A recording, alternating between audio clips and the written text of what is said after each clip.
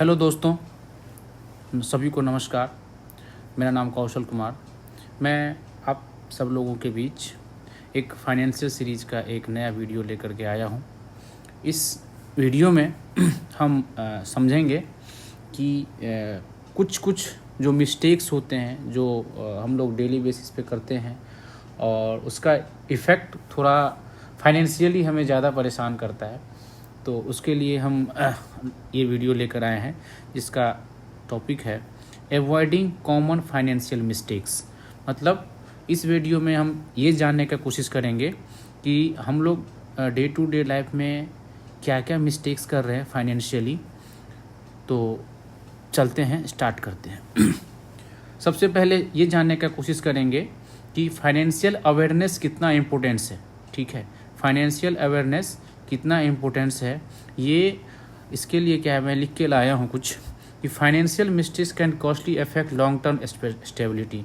मतलब आपको long term में अगर देखेंगे तो आपको इसका इफ़ेक्ट दिखेगा। आपको स्टार्टिंग में इसका इफ़ेक्ट कम दिखेगा, बट जब लॉन्ग टर्म में देखेंगे तो लॉन्ग टर्म में इसकी जो इफ़ेक्ट है वो थोड़ा ज़्यादा हो जाएगा। This presentation will highlight common mistakes, provide strategy to avoid them. इस वीडियो में हम ये हाईलाइट करेंगे क्या क्या मिस्टेक्स हम करते हैं और उसको अवॉइड करने का क्या क्या हम स्ट्रेटजी बना सकते हैं। चलिए ठीक है, तो हमारा पहला मिस्टेक्स क्या होता है, नॉट बजटिंग। तो हम बजट नहीं बनाते हैं, मतलब ये डेंजर ऑफ नो बजट। अगर हम बजट नहीं बनाएंगे या फिर जो भी बजट हम नहीं बनाते थे, इससे हमें क्या क्या प्रॉब्लम आती है वो हम पहले जानेंगे। तो इसमें हम क्या आएगा, no tracking expenses leads to overspending. आपको एक्सपेंसेस का ट्रैकिंग नहीं रहेगा कि आप खर्च कहाँ कर रहे हैं। इससे क्या होगा ना, आपका ओवर स्पेंडिंग हो जाएगा। आप ज़रूरत से ज़्यादा खर्च कर लेंगे। क्यों? क्योंकि आपने पहले बजट प्रिपेयर नहीं किया है। ठीक है, a budget is essential for financial clarity. अगर आप बजट प्रिपेयर कर लेंगे, बजट प्रिपेयर करने से क्या होगा, आपको ये क्लैरिटी आएगी कि आपके पास कितना पैसा इनकम आ रहा है और आप इसको कहाँ इन्वेस्ट कर रहे हो, कहाँ इसको एक्सपेंड कर रहे हो, या फिर कहाँ इसको सेविंग कर रहे हो, लॉन्ग टर्म शॉर्ट टर्म। तो ये सब सारी चीज़ों का आपको आइडिया क्लैरिटी कब आएगी, जब आप बजटिंग करोगे। ठीक है, इसका सॉल्यूशन क्या है, create and stick to a monthly budget. At least आप एक मंथली बजट प्रिपेयर करो। जैसे सैलरी किसी की आती है मंथ के एंड में, तो नेक्स्ट मंथ के विद इन 5 डेज आपको एक बजट बनाना है पूरे मंथ भर के लिए, इंटायर मंथ के लिए, कि आपको किस मंथ में क्या करना है, किस मंथ में कहाँ खर्चा करना है। इसके लिए एक मंथली बजट प्रिपेयर करने का अब ट्राई करो। ये हो गया हमारा सॉल्यूशन पार्ट। ठीक है, अब चलते हैं मिस्टेक नंबर 2 पे। मिस्टेक्स 2 पे क्या है, लिविंग बियॉन्ड योर मीन्स आप अपने ज़रूरत से ज़्यादा, या फिर ऐसे बोलते हैं कि आपका जो लाइफ स्टाइल है और आपका जो लाइफ स्टाइल है, आपके जो इनकम है उससे ज़्यादा आप खर्च कर रहे हो। जैसे आपका इनकम सपोज किसी के पास 25,000 इनकम आ रहा है। ठीक है, और वो क्या कर रहा है, इस तरह से खर्च कर रहा है अपने लाइफ स्टाइल को जीने के लिए, जहां उसको 35,000 या 30,000 एक्सपेंस हो जा रहा है हर मंथ। तो क्या हो रहा है, ये -10,000 लॉस में जा रहा है। मतलब -10,000 उसको एक्स्ट्रा ज़्यादा खर्च करना पड़ा था। इसके लिए क्या करते हैं लोग, relying on credit card for non essential purchase. मतलब आप क्रेडिट कार्ड पे डिपेंडेंट हो जाते हो और जो आपको ज़रूरत नहीं है, नॉन एसेंशियल आइटम भी आप परचेज कर लेते हो। ठीक है, जो कि क्या है, आपके लाइफ स्टाइल को बेटर करने के लिए, लाइफ स्टाइल को ज़्यादा अच्छा शो ऑफ करने के लिए आप नॉन एसेंशियल आइटम परचेज कर लेते हो, जो कि आपके बजट या फिर आपके इनकम के दायरे से बाहर है। ठीक है, pressure to keep up the Joneses. ठीक है, अब नेक्स्ट इसका सॉल्यूशन क्या है, live within your means and avoid unnecessary debt. आपको क्या करना है, इसमें आपको अपने जो इनकम है, अपने इनकम के अकॉर्डिंगली आपको खर्च करना है। अननेसेसरी डेट से दूर रहना है, अननेसेसरी कर्ज नहीं लेना है। आइदर या फिर क्रेडिट कार्ड का हो या फिर आप किसी से उधार ले लेते हो, तो इन सब चीज़ों से आपको बचना है। मतलब ओवरऑल करने का क्या मतलब हुआ, आपको जितनी ज़रूरत है उतना ही खर्च करें, या फिर आपको जितना इनकम है उसी में अपनी ज़िंदगी को सरवाइव करने का कोशिश करें। अगर आपकी ज़्यादा इच्छाएं हैं तो आप अपने इनकम सोर्स को बढ़ा लीजिए। ठीक है, चलिए अब चलते हैं नेक्स्ट। थर्ड मिस्टेक है नॉट हैविंग इमरजेंसी फंड। ठीक है, ये बहुत इंपॉर्टेंट मिस्टेक, मतलब बहुत ही क्या बोलेंगे, ये जो टॉपिक है ये बहुत ही इम्पोर्टेंट है। जनरली लोग क्या करते हैं, इमरजेंसी फंड के नाम पे कुछ पैसा को अपने पास नहीं रखते हैं।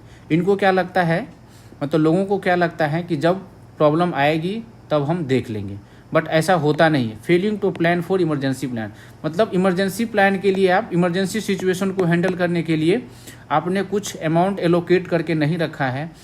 जैसे इमरजेंसी सिचुएशन क्या होगा, अनएक्सपेक्टेड एक्सपेंसेस होता है ये, मतलब ये कब आएगा नहीं आएगा ये आपको पता नहीं होता है। जैसे कि किसी की मेडिकल हेल्थ बिगड़ गई, किसी का जैसे एग्जांपल है कार रिपेयर, या फिर कोई बड़ा इक्विपमेंट आपके घर में है वो सडनली ख़राब हो गया। ये सब चीज़ क्या है, सबसे मेन इसमें होता है मेडिकल इमरजेंसी। मेडिकल इमरजेंसी आपको हो गया, आपके फैमिली में किसी को हो गया, कोई रिलेटिव अगर आपसे इस ऐसे सिचुएशन में अगर हेल्प मांग लेते हैं तो आप नहीं हेल्प कर पाते हो। तो इन सब सिचुएशन के लिए क्या है, एक इमरजेंसी फंड आपको एलोकेट करके रखना है। इमरजेंसी फंड के बारे में पहले से प्लानिंग करके रखनी है कि उस सिचुएशन में आप कहाँ से पैसे को अरेंज करोगे। तो सॉल्यूशन क्या है, save 3 to 6 month of expenses in a emergency as a emergency fund. मतलब आपकी जो सपोज एक इमरजेंसी ये भी हो सकती है कि किसी की सडनली जॉब चली जाए या फिर कोई एक्सीडेंट हो जाए।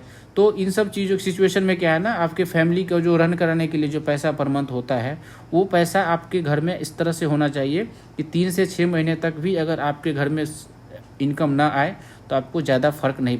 तो मेरा सजेशन है क्या, 6 मंथ तक का आप इनकम को एक जगह एलोकेट करके रख दो। जैसे कुछ लोग आरडी करके रख देते हैं या फिर एफडी करके रख देते हैं।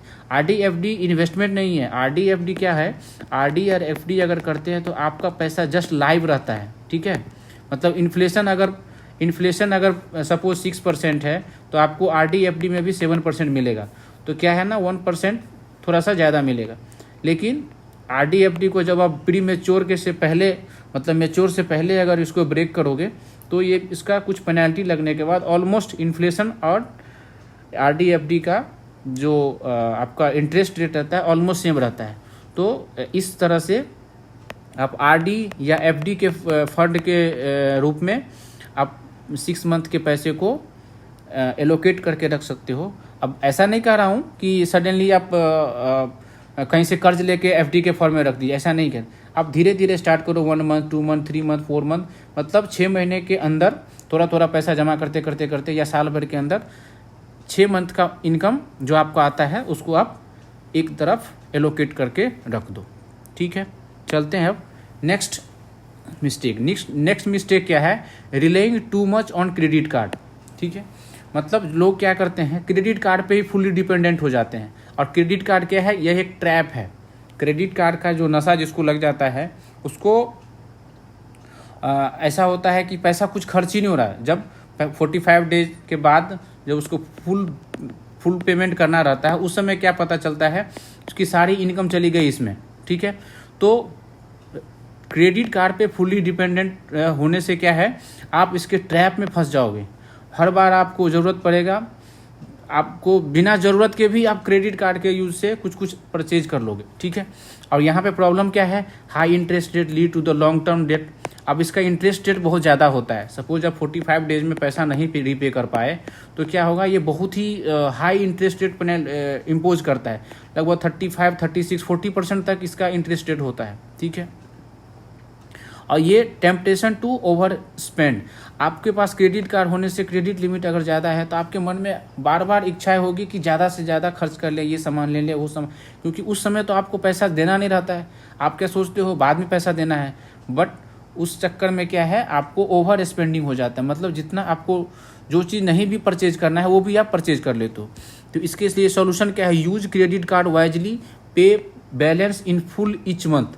मतलब क्रेडिट कार्ड को यूज करो बहुत ही वाइजली, बहुत ही स्मार्ट तरीके से यूज कीजिए जाकि, और दूसरी बात क्या है कि आपका जो बैलेंस होता है पेमेंट करने का उसमें फुल पेमेंट कीजिए। ऐसा नहीं कि पार्शियल या मिनिमम बैलेंस जो पे करना रहता है वो नहीं, आप फुल पेमेंट करो। नहीं तो क्या होगा, जो रिमेनिंग अगर आप मिनिमम पेमेंट कर दिए, बाकी जो अमाउंट बच गया उस पर इतना ज़्यादा आपका इंटरेस्ट चार्ज कर दिया जाएगा, इतना ज़्यादा इंटरेस्ट चार्ज कर दिया जाएगा कि जो पैसा आप पेमेंट किए हो वो भी उसमें ऐड हो जाएगा। मीन्स आपका पहले का पेमेंट किया हुआ आपको कुछ पता ही नहीं चलेगा कि आपने पेमेंट किया भी या नहीं है।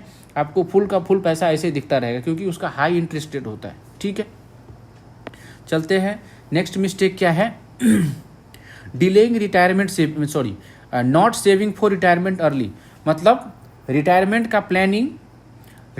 के प्लानिंग के लिए अभी से सेविंग नहीं करना। जैसे not saving for retirement early, retirement के लिए अभी से अगर आप प्लानिंग करोगे, मतलब जितना अर्ली लाइफ से आप रिटायरमेंट का प्लानिंग करोगे, आपका कॉर्प्स जो जनरेट होगा at the time of retirement that will be very good.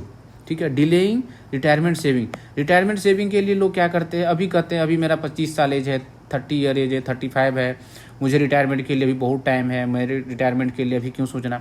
ये गलत सोच है। आपको जितना जल्दी हो सके रिटायरमेंट प्लान परचेज कर लो और उसमें थोड़ा पैसा उसमें इन्वेस्ट करते रहना चाहिए। क्यों? क्योंकि कहीं भी इन्वेस्टमेंट करते हैं तो उसमें सबसे ज़्यादा इम्पोर्टेंट होता है टाइम। कितना टाइम तक आप पैसा को इन्वेस्ट किए हो वो मैटर करता है, ना कि अमाउंट मैटर करता है नो डाउट, बट टाइम अगर ज़्यादा दोगे तो ये जो कॉर्प्स जनरेट होकर के आता है रिटायरमेंट के टाइम वो थोड़ा ज़्यादा रहेगा। ठीक है, the longer you wait the harder it becomes to build enough wealth.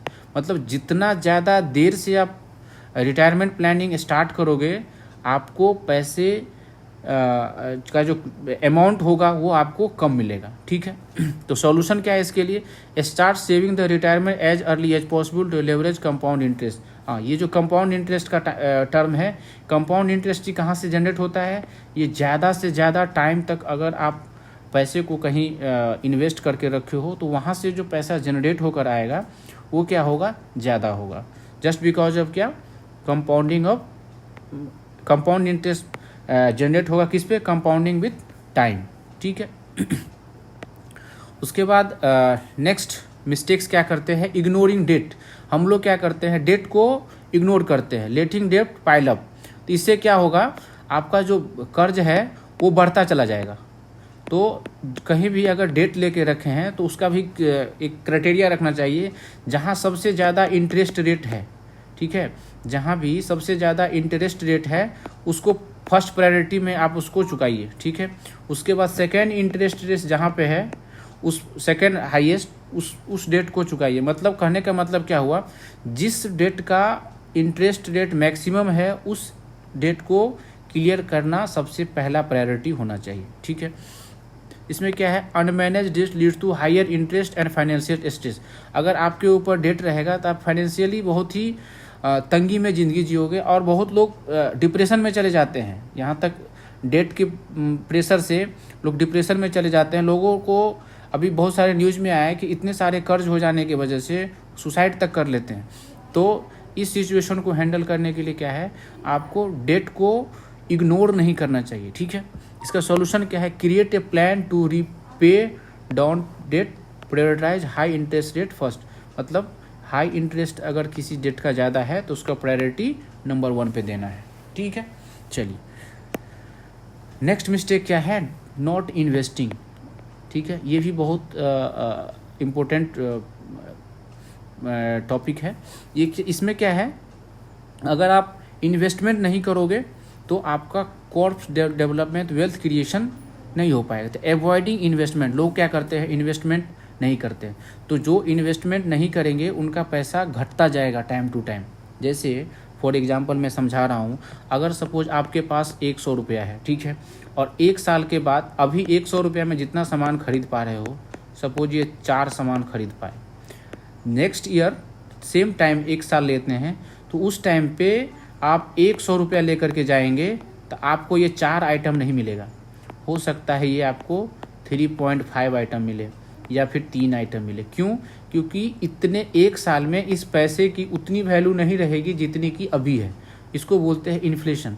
तो अभी अगर आप इस पैसे को इन्वेस्ट नहीं करोगे तो इस पैसे को 100 रुपया को इन्वेस्ट करोगे तो ये अगर 110 भी हो जाता है और आपका इधर महंगाई बढ़ जाती है तो ये आपको कंपनसेट कर देगा, ठीक है। या अगर अच्छे जगह इन्वेस्ट करते हो तो ज़्यादा पैसा बनेगा तो आप प्रॉफिट में रहोगे। तो कहने का मतलब हुआ क्या, saving alone won't keep with the inflation. Only save करने से इन्फ्लेशन को आप बीट नहीं कर सकते, ठीक है। सेविंग करने से ओनली इन्फ्लेशन को बीट नहीं कर सकते, आप इसको इन्वेस्ट करना पड़ेगा। इसके लिए आता है लोग स्टॉक मार्केट में लगाते हैं, उसमें शेयर परचेज करके रखते हैं या फिर म्यूचुअल फंड करके रखते हैं या फिर ELSS करके रखते हैं या फिर यूलिप करके रखते हैं। बहुत सारा ऑप्शन अपॉर्चुनिटी है। लोग अगर रिटायरमेंट प्लानिंग देखेंगे तो वहाँ लोग NPS करके रखते हैं। शॉर्ट टर्म को अगर आपको लॉन्ग टर्म में देखना है तो लोग PPF में पैसा डाल के रखते हैं जो कि 15 ईयर का लॉकिंग पीरियड होता है। 15 ईयर में आप विड्रॉ कर सकते हैं। तो ये सब वे है इन्वेस्ट करने का। तो सॉल्यूशन क्या है, learn basic investing and diversify your portfolio for long term in growth. मैं जो अभी बताया ये सब डाइवर्सिफिकेशन का एक पार्ट था। जैसे कोई स्टॉक में लगा लिए, म्यूचुअल फंड में लगा लिए, ELSS में लगा लिए, NPS में लगा लिए, PPF में लगा, ये सब क्या है। हाँ, एक और होता है गोल्ड में लगा लीजिए, सिल्वर परचेज करके रख लीजिए। तो ये सब क्या है, ये सब पोर्टफोलियो को डाइवर्सिफाई करने का आइडिया है, ठीक है। अब चलते हैं नेक्स्ट मिस्टेक की तरफ। नेक्स्ट मिस्टेक क्या करते हैं, फेलिंग टू इंश्योर प्रॉपर्ली, ठीक है।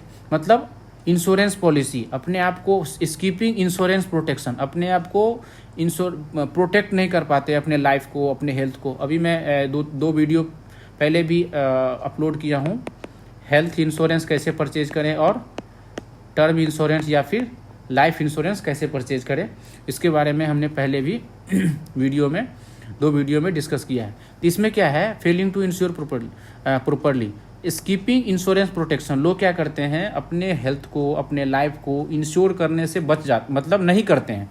लैक ऑफ हेल्थ, होम और life insurance can leave you vulnerable. आप क्या है, आप हेल्थ इंश्योरेंस नहीं लोगे, आप बीमार पड़ गए तो आपका बहुत मतलब हेवी अमाउंट आपका एक्सपेंस खर्च हो जाएगा हेल्थ को सही करने में। लोग घर बनाते हैं तो घर का इंश्योरेंस ले लेंगे, कार खरीदेंगे कार का इंश्योरेंस ले लेंगे, लैंड लेकिन ये अपना हेल्थ इंश्योरेंस नहीं लेंगे, अपने लाइफ इंश्योरेंस नहीं लेंगे। क्यों? जबकि फैक्ट क्या है, आप कुछ भी प्रॉपर्टी परचेज करो, होम परचेज करो, फ्लैट परचेज करो, कार परचेज करो, कितने भी लाख का परचेज सब कुछ कर लो, लेकिन लाइफ का जो अमाउंट है ना, life is a priceless, life की कोई कीमत नहीं होती है, ठीक है। तो आप इन सब छोटी छोटी चीज़ों को इंश्योरेंस कराते हो बट अपने लाइफ को इंश्योरेंस नहीं कराते हो। इससे क्या होता है, अगर आप अनटाइमली मीन्स आप एक फैमिली के अर्निंग मेंबर हो, एक्टिव अर्निंग मेंबर हो, और आपकी अर्ली स्टेज में डेथ हो जाती है किसी वजह से, तो और आपकी पूरी फैमिली आप पर ही डिपेंडेंट है फाइनेंशियली, तो क्या होता है, आपके बाद जो फैमिली है उनको बहुत मुश्किल होता है ज़िंदगी जीना, ठीक है। तो ऐसे इस चीज़ से बचने के लिए क्या है, आप अपने लाइफ का इंश्योरेंस करवा के रखिए, अपने हेल्थ इंश्योरेंस लेके रखिए, पूरे फैमिली का हेल्थ इंश्योरेंस लेकर रखिए, सो दैट कि अगर अनफोर्सिन कंडीशन अगर कभी आए, ऐसा कंडीशन आए कि आपको हेल्थ का इशू आए, आपके परिवार में किसी को हेल्थ का इशू आए, तो आप ये पॉलिसी जब इंश्योरेंस किए रहेंगे तो आपको वहाँ से सारा पैसा रिफंड हो जाएगा, ठीक है। तो सॉल्यूशन क्या है, ensure you have proper insurance to safeguard against unexpected financial setback.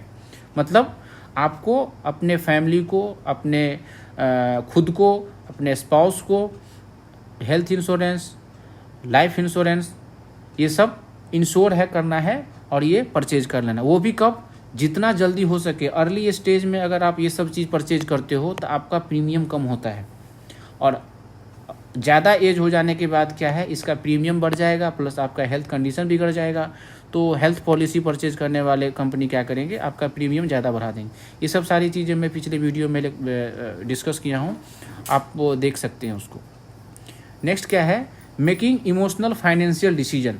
ठीक है, अब लोग इमोशनली कुछ कुछ ऐसा डिसीजन ले लेते हैं जो कि उसको ज़रूरत नहीं होती है। ठीक है, एक्टिंग ऑन इमोशन, आप अपने इमोशन पे काम करने लगते हो बट करेंट सिचुएशन को नहीं समझते। इमोशनल स्पेंडिंग और इम्पल्सिव इन्वेस्टमेंट कैन बैकफायर। आपको क्या है, ऐसा डिसीजन नहीं लेना है कि कुछ भी, जैसे सपोज आपके मोहल्ले में किसी ने कोई कार खरीद लिया तो 15 लाख का कार खरीद लिया, बट आपका उसका इनकम नहीं देख रहे हो आप। अगर कोई 15 लाख का कार खरीदा है तो मान के चलिए उसकी इनकम लगभग 70-80,000 पर मंथ होगी। ठीक है, 70-80,000 पर मंथ या 1 लाख पकड़ लीजिए, उसकी इनकम इतनी है और आप कहीं पे 35,000 या 40,000 में जॉब कर रहे हो और आप क्या करोगे, इमोशन में आकर के मेरे सोसाइटी में स्टेटस शो करने के लिए आप इसको देखे 15 लाख का कार लिए हुए, आप भी 15 लाख का कार ले लिए। तो ये क्या है, एक इमोशन हो गया कि आप वो उन्होंने लिया तो मुझे भी लेना है। तो ये सब डिसीजन नहीं लेना है। अगर किसी को देखे कोई फ्लैट परचेज कर रहा है, कोई हाउस परचेज कर रहा है, कोई लैंड परचेज कर रहा है, तो उनकी नीड अलग होगी, उनका इनकम का सोर्स क्या है, उनका इनकम का अमाउंट क्या है, वो सब देख करके उन्होंने अपना डिसीजन लिया है। आपको उसके अकॉर्डिंगली नहीं लेना है डिसीजन कि बगल वाले ने क्या ले लिया। आपको खुद के अकॉर्डिंग देखना है कि आपका इनकम क्या है, आपकी ज़रूरत क्या है, उसके अकॉर्डिंगली आपको डिसीजन लेना है। ठीक है, इमोशन में आकर के कभी डिसीजन नहीं लेना है कि उन्होंने ले लिया तो मुझे भी लेना है। तो इसके लिए सोल्यूशन क्या है, keep a car rational approach when making financial decision. बहुत ही शांत होकर के सोचना है कि हमें जो डिसीजन लेने जा रहा हूँ ये डिसीजन कितना कारगर है, हमें इस चीज़ का परचेज करने की ज़रूरत है भी या नहीं भी है।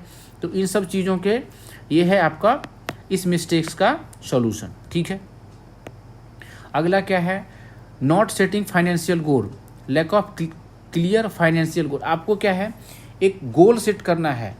मतलब बहुत टाइप के गोल होते हैं, long term, short term, ultimate goal, mid term goal, short term goal.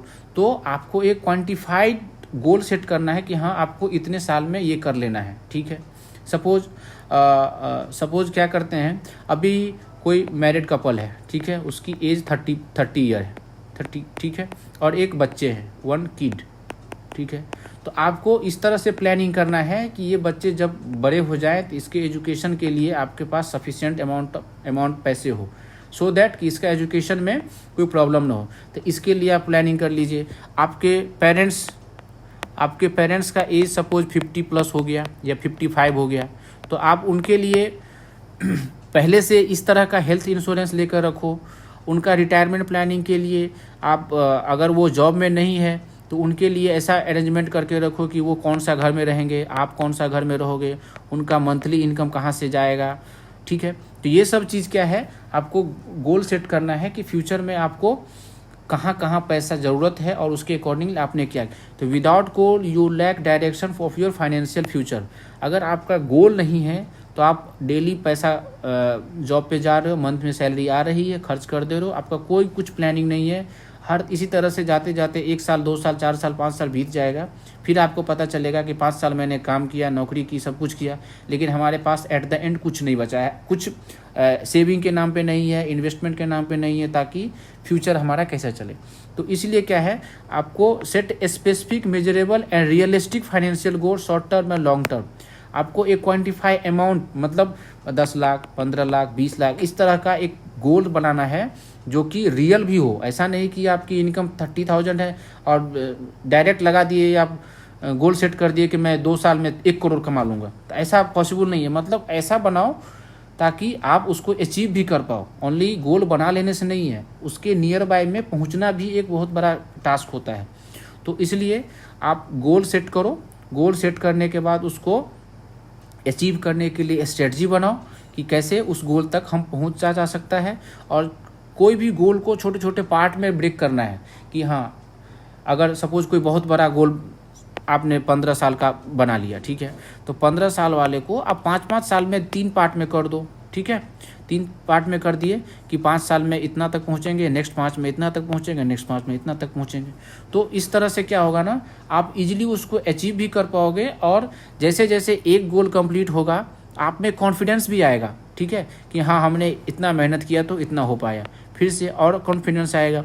इस तरह से आप क्या करोगे, गोल सेट करने के बाद आपको ये पता चलेगा, आप ये फील कर पाओगे कि गोल सेट करने से आपका जो अचीवमेंट है, आपका जो फाइनेंशियल फ्रीडम का जो सपना लोग देखते हैं, वहाँ तक आप इजीली पहुँच सकते हो। ठीक है, एक लास्ट मिस्टेक है, मिस्टेक्स तो और है बट मेजरली मुझे जो लगा उसको मैं एक जगह कलेक्ट करके लाया हूँ। Under estimating small expenses. हाँ, इसमें क्या है, छोटी छोटी खर्चों को अगर आप इग्नोर कर देते हो, इग्नोरिंग स्मॉल एक्स कॉस्ट है, छोटे छोटे खर्चों को इग्नोर करोगे तो आपको एट द एंड मंथ में या फिर 6 मंथ में जब उस सारे को एक जगह कैलकुलेट करके देखोगे तो आपको क्या फील होगा, ये छोटी छोटी खर्चे एक बड़ा कॉर्स आपको लेके चला गया है, तो बहुत ज़्यादा वैल्यू हो जाता है उसका। Small frequent purchase add up over time. ठीक है, तो टाइम टू टाइम छोटा छोटा खर्च कर करके आपको क्या होगा, कुछ दिनों के बाद पता चलेगा कि आपने फिजूल की खर्चे ज़्यादा कर दी है। ये फिजूल की खर्चे को कंट्रोल करना है। ठीक है, तो सॉल्यूशन क्या है, track every expenses and minimise unnecessary small expenses. आप एक डायरी मेंटेन करो या वर्कशीट मेंटेन करो कि आप जो भी खर्च कर रहे हो उसको उसमें नोट डाउन करते जाना है। ठीक है, और मंथ में आके एक बार उसको रिव्यू करो कि इसमें से स्मॉल एक्सपेंसेस कौन सा था जिसके हमें ज़रूरत नहीं थी बट हमने उसको कर डाला, फिर उसको नेक्स्ट मंथ में उसको एलिमिनेट करने का कोशिश कीजिए आप। ठीक है, तो इस तरीके से कुछ पॉइंट था जो हमें लगा कि आप लोगों के सामने डिस्कस करना चाहिए था। तो अब कंक्लूजन पे आते हैं, how to avoid financial mistakes. ठीक है, तो फाइनेंशियल मिस्टेक्स को कम करने के लिए इतने सारे डिटेल में मैंने बता दिया। कंक्लूजन के तौर पे मैं बता रहा हूँ फिर से एक बार कि avoid common mistakes can lead to financial security and peace of mind. Focus on budgeting, saving, investing and discipline financial management.